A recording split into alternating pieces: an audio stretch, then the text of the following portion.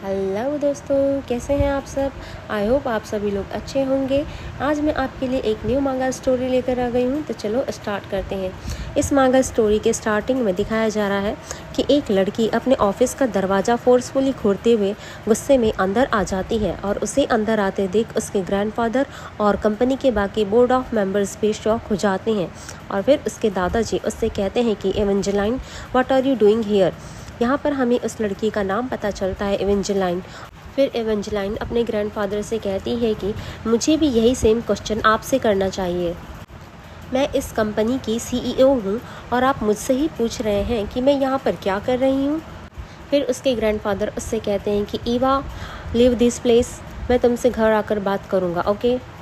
तुम इतनी डिसरिस्पेक्टफुल नहीं हो सकती और इस तरीके से मीटिंग रूम में नहीं आ सकती। फिर ईवा अपने ग्रैंडफादर से कहती है कि ग्रैंडफादर, मैं बहुत कंफ्यूज्ड हूँ। आखिर आप ऐसा क्यों कह रहे हैं, मुझे अभी ही यहीं पर एक्सप्लेनेशन चाहिए।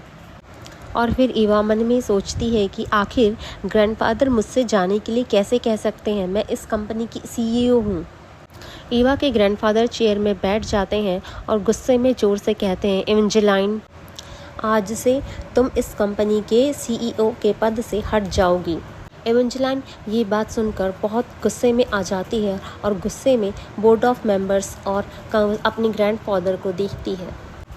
फिर उसके ग्रैंडफादर उससे कहते हैं कि बोर्ड ऑफ डायरेक्टर्स ने ऑलरेडी इस पद के लिए किसी को चुन लिया है और वो जल्दी ही अपनी इस पोजीशन को ले लेंगी। ये बात सुनकर ईवा के होश उड़ जाते हैं और वो इतने गुस्से में आ जाती है कि वो सभी बोर्ड ऑफ मेंबर्स को बहुत घूर के देखती है और बोर्ड ऑफ डायरेक्टर्स उसे अवॉइड करने लगते हैं। और ईवा अपने ग्रैंडफादर से कहती है कि क्या कहा आपने, और मन में सोचती है मुझे समझ में नहीं आ रहा है, क्या ये एक सपना है। मैं वाई एक्स कॉरपोरेशन की सीईओ हूँ। और फिर अपने ग्रैंडफादर से कहती है कि क्या आप मुझे मेरी इस पोजीशन से हटा रहे हैं। और कहती है कि मैं ही वो इंसान हूँ जिसने इस कंपनी को इस पोजीशन पर पहुँचाया है। और फिर अपने ग्रैंडफादर से पूछती है आखिर ऐसा क्यों। फिर ईवा के ग्रैंडफादर ईवा से कहते हैं कि ईवा, तुम घर जाओ, मैं आपसे बात करूँगा। ईवा कहती है नो, और मन में सोचती है कि आखिर दादाजी अचानक मुझे ये बात क्यों बता रहे हैं, और गुस्से में अपनी मुट्ठी बांध लेती है। और फिर से अपने ग्रैंडफादर से कहती है कि मैं अभी सारी स्पष्टीकरण की मांग करती हूँ। मुझे बताओ आखिर यहाँ ये सब क्या चल रहा है, ये क्या हो रहा है।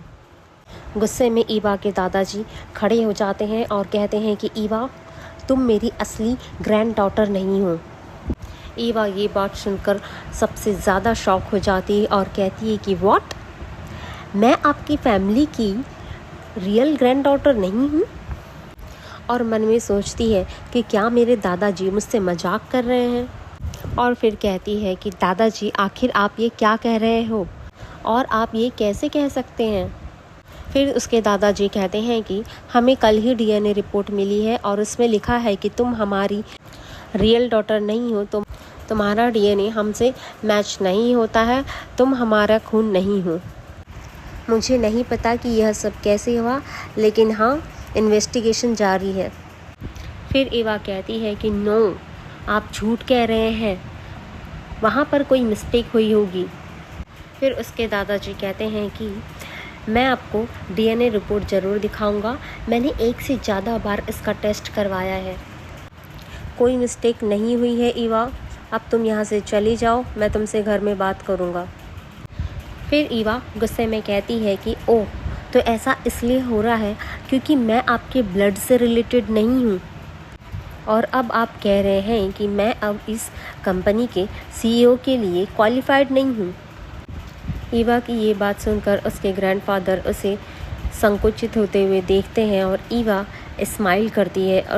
और फिर उसके ग्रैंडफादर उससे कहते हैं, ईवा, डोंट वरी, तुम अभी भी यहाँ पर डायरेक्टर्स के रूप में काम करोगी।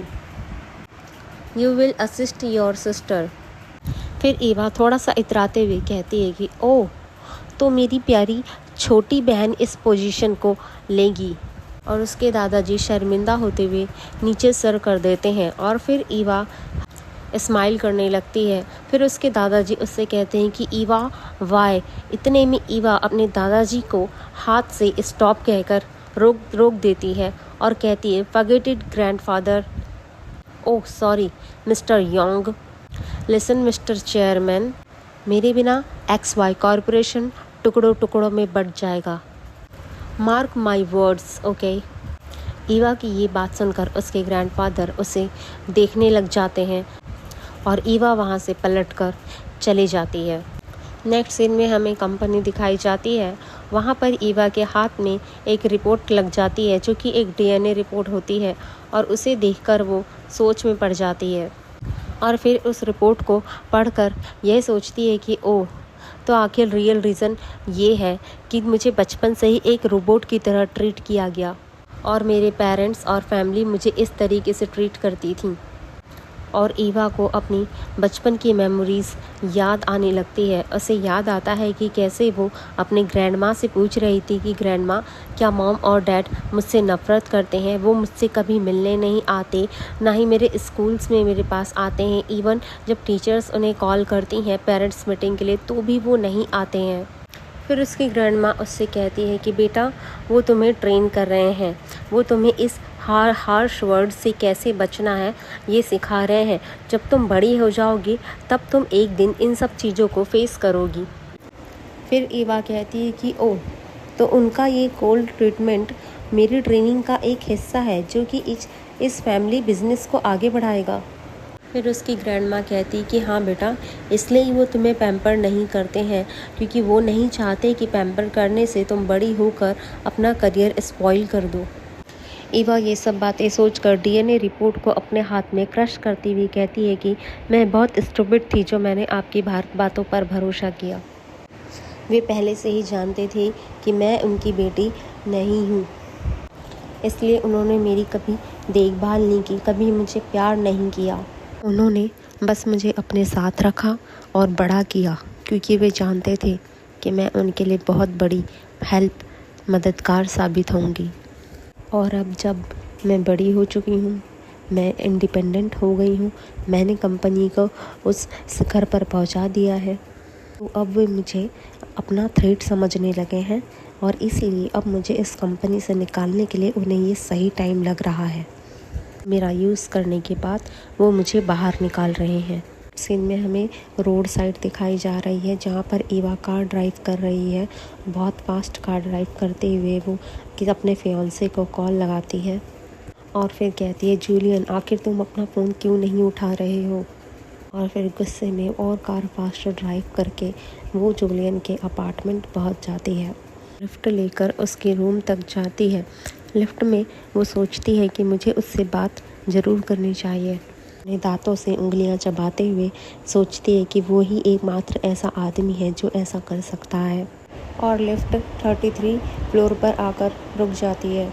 अपने फियांसे के रूम तक जाती है और डोर बेल प्रेस करती है, लेकिन वो नोटिस करती है कि रूम का दरवाज़ा तो ऑलरेडी खुला ही हुआ है और वो उसे ओपन कर अंदर चले जाती है। जैसे ही वो अंदर जाती है वो नोटिस करती है कि यहाँ पर किसी लेडीज़ के शूज़ रखे हुए हैं और उन्हें देखकर वो शॉक हो जाती है और फिर वो अपनी सैंडल्स निकाल देती है और धीरे से दबे पाँव अंदर जाती है और अंदर बेडरूम का दरवाज़ा के सामने खड़े हो जाती है और सोचती है कि मैं इसे खोलूं या नहीं। और वो धीरे से बेडरूम के दरवाजे को ओपन करती है और जब वो दरवाज़ा ओपन करती है तो वो अंदर का नज़ारा देखकर एकदम शॉक रह जाती है। अंदर आप लोग समझ ही गए होंगे कि अंदर क्या चल रहा है। ये सब देखकर ईवा बहुत गुस्से में आ जाती है और ज़ोर से कहती है, जूलियन, ये तुम क्या कर रहे हो? उसकी ये आवाज़ सुनकर उसका फियांसे जूलियन शॉक हो जाता है और उसे देखकर कहता है कि ये आखिर तुम यहाँ पर क्या कर रही हो? मारा, इस तरीके से मेरे घर में घुसना सही नहीं है। ईवा उस लड़की को देखकर बहुत गुस्से में आ जाती है और उसे गुस्सा करते देख जूलियन उससे कहता है कि ईवा, गेट आउट, या फिर तुम ये चाहती हो कि मैं तुम्हें यहाँ से खींच कर बाहर निकालूँ? उसकी ये बात सुनकर ईवा को और ज़्यादा गुस्सा आ जाता है। ईवा उसे गुस्से भरी नज़रों से देखते रहती। फिर जूलियन उससे कहता है कि Eva, we are over, I heard the news. मैंने सुना है कि तुम योंग फैमिली की रियल डॉटर नहीं हो। अभी तुम एक नामहीन बेवकूफ़ के अलावा और कुछ भी नहीं हो, और फिर भी तुमने यहाँ आने की हिम्मत की। क्या तुमने मेरे घर को शेल्टर समझ के रखा हुआ है? सुनो, मैंने तुमसे इंगेजमेंट केवल इसलिए की थी क्योंकि मुझे लगा था कि तुम योंग फैमिली की रियल डॉटर हो, लेकिन अब तुम वो नहीं हो। हमारी सगाई पहले ही ख़त्म हो चुकी है, इसलिए तुम अब यहाँ से अपना ये अगली फेस लेकर चले जाओ और मेरे सामने दोबारा मत आना। जूलियन की ये सब बातें सुनकर ईवा बहुत परेशान हो जाती है और कहती है कि मैं इतने सालों से इतनी परेशान हूँ और तुम मेरे साथ ही सब कर रहे हो। और फिर मन ही मन सोचने लगती है कि नहीं ईवा, तुम्हें इस एसोल के सामने नहीं रोना है, तुम्हें स्ट्रॉन्ग बनना है। कभी नहीं, मैं ऐसा करने के बजाय मर जाना पसंद करूँगी। और फिर ईवा कॉन्फिडेंटली जूलियन से कहती है कि ओह, तो ऐसी बात है, और उस लड़की को घूरते हुए देखती है। वो लड़की मासूमियत से ईवा की तरफ देखती है और फिर ईवा उसे घूरते हुए देखती है और कहती है, listen to me Julian Song, एक दिन ऐसा ज़रूर आएगा, मैं मेक श्योर करती हूँ कि तुम्हें बेहद अफसोस होगा कि मैंने बहुत बड़ी गलती कर दी है और तुम बेहद अफसोस के साथ मरोगे। मैं तुमसे ये वादा करती हूँ। और ये कहते हुए ईवा वहाँ से चली जाती है और जूलियन उसे देखते रह जाता है। नेक्स्ट सीन में हमें एक बार दिखाया गया है जहाँ पर ईवा ड्रिंक करते हुए बैठी हुई है और सोचती है आखिर ये सब क्या हो गया, ये सब मेरे साथ ही क्यों हुआ। और उसे पुरानी बातें याद आने लगती है जो कि जूलियन और उसके ग्रैंडफादर ने उससे कहा था। और ये सब सोचते हुए भी बहुत गुस्से में आ जाती है और कहती है कि क्यों, आखिर क्यों आप लोगों ने मेरे साथ ऐसा क्यों किया। और जूलियन को कहती है कि तुमने मेरे साथ विश्वासघात क्यों किया। फिर उसे अपने ग्रैंडफादर की बात याद आती है कि उन्होंने कहा था कि बिकॉज तुम हमारी रियल ग्रैंड डॉटर नहीं हो, तुम हमारा ब्लड नहीं हो, तुम ऐसे डिसरिस्पेक्टफुल होकर बात नहीं कर सकती और मीटिंग रूम में इस तरीके से नहीं घुस सकती। ग्रैंडफादर की ये सब बातें याद कर वो बहुत टेंशन में आ जाती है और ज़्यादा ड्रिंक करने लगती है और ड्रिंक करते हुए सोचती है कि आखिर तुमने मुझे इतनी आसानी से कैसे दूर फेंक दिया। क्या मैंने वो सब कुछ नहीं किया जो एक अच्छी पोती को करना चाहिए। जैसा आप लोगों ने कहा वैसा ही मैंने किया, फिर भी आप लोगों ने मेरे साथ इस तरीके से कोल्ड ट्रीटमेंट किया और मुझे इस तरीके से बाहर निकाल दिया।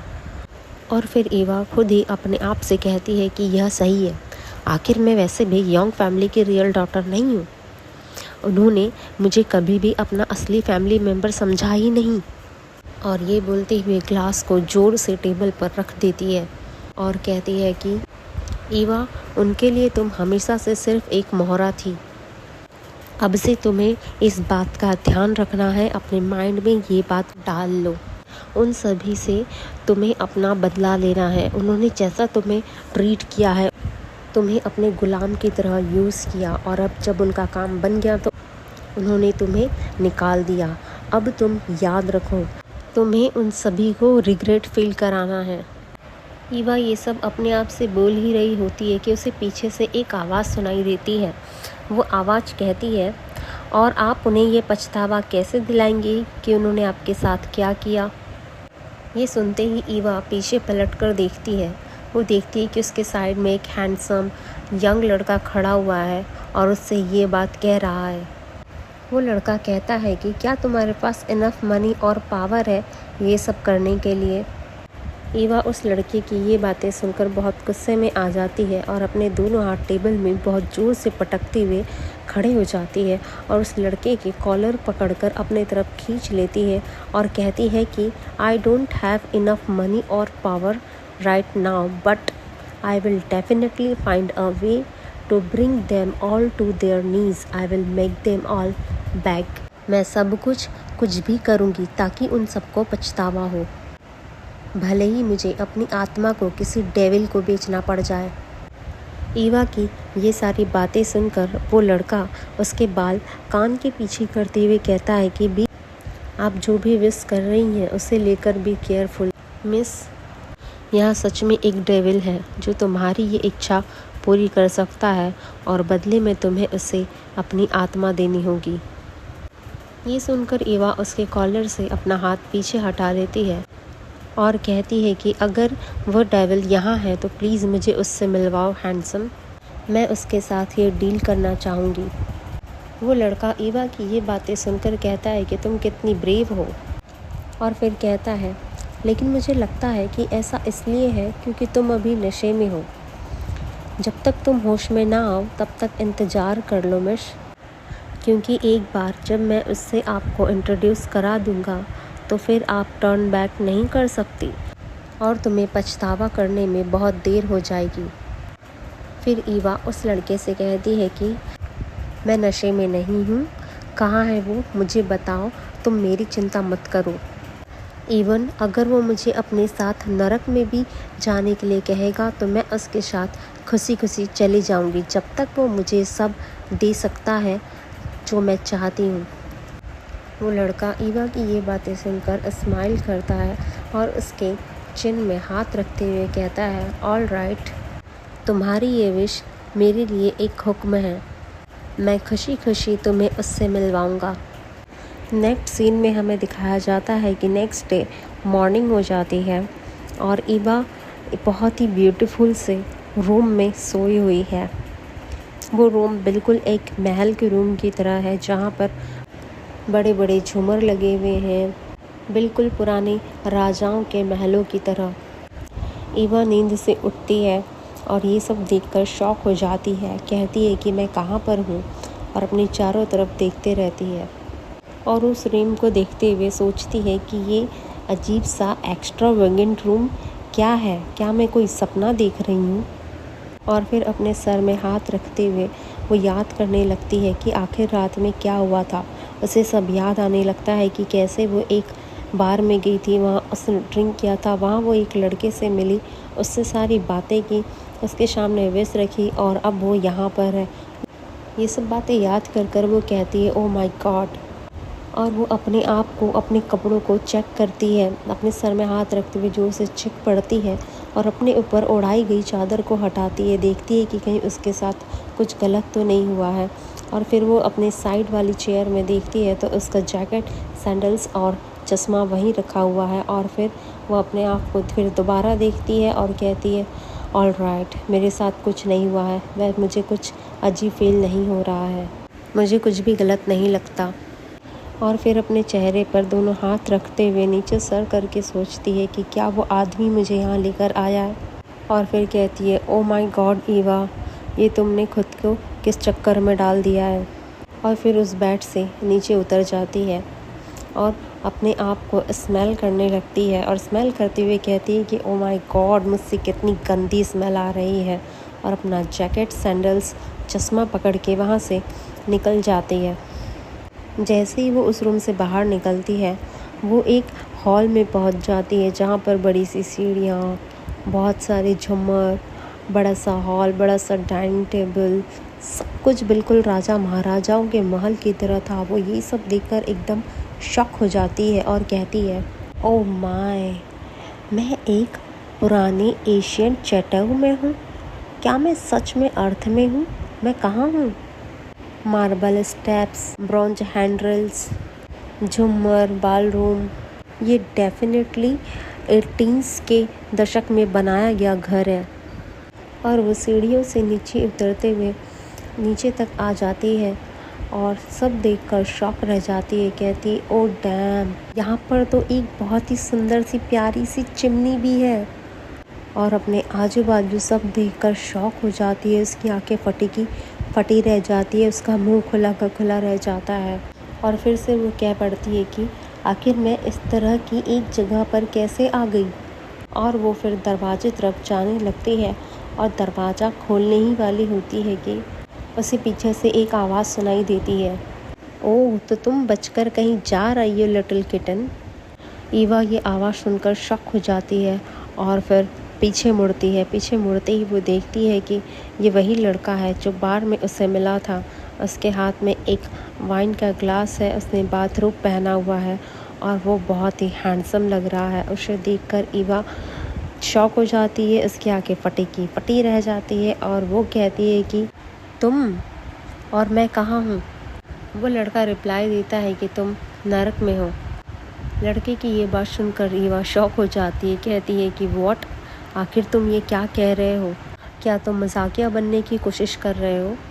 फिर वो लड़का कहता है कि क्या तुमने डेविल से मिलने की इच्छा नहीं की थी? ईवा उसकी ये बात सुनकर कहती है कि क्या ये आदमी मेरे साथ कोई गेम खेल रहा है? और ये भूलते हुए उसे अपनी बार में कही हुई सारी बातें याद आ जाती है कि कैसे उसने उस लड़के से कहा था कि मैं उस डेविल से मिलना चाहूँगी, चाहे मुझे अपनी आत्मा को भी क्यों ना बेचना पड़े। और ये बात याद करते हुए वो अपने चेहरे पे ज़ोर से एक तमाचा मारती है और कहती है कि ओह हाउ एम्बैरसिंग। फिर वो लड़का आगे बढ़ते हुए ईवा के पास आता है और उसके गिरते हुए चश्मे को ठीक करते हुए कहता है कि easy there little Pat. Eva उस लड़के का हाथ पकड़ लेती है और कहती है कि मैं तुम्हारी पालतू नहीं हूँ, मुझे ये बुलाना बंद करो।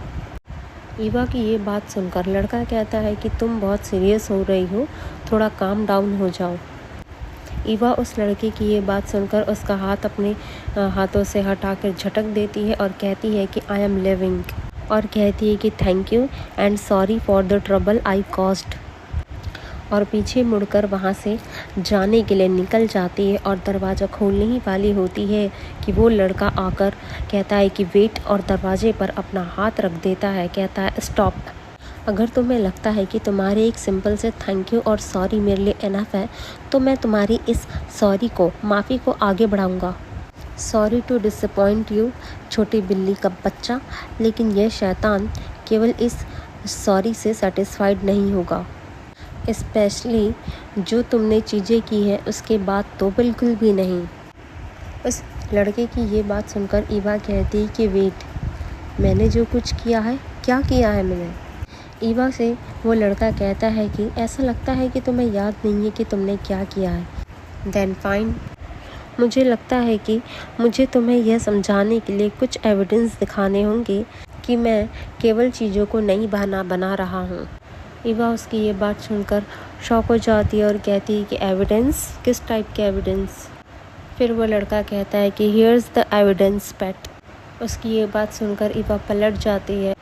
ईवा के पलटते ही वो लड़का अपने बाथरूम को ओपन कर देता है और उसकी बॉडी दिखने लगती है, उसके से 6 पैक एब्स दिखने लग जाते हैं।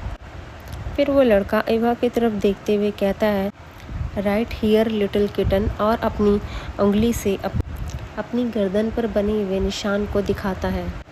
ईवा उस निशान को देखकर शॉक रह जाती है।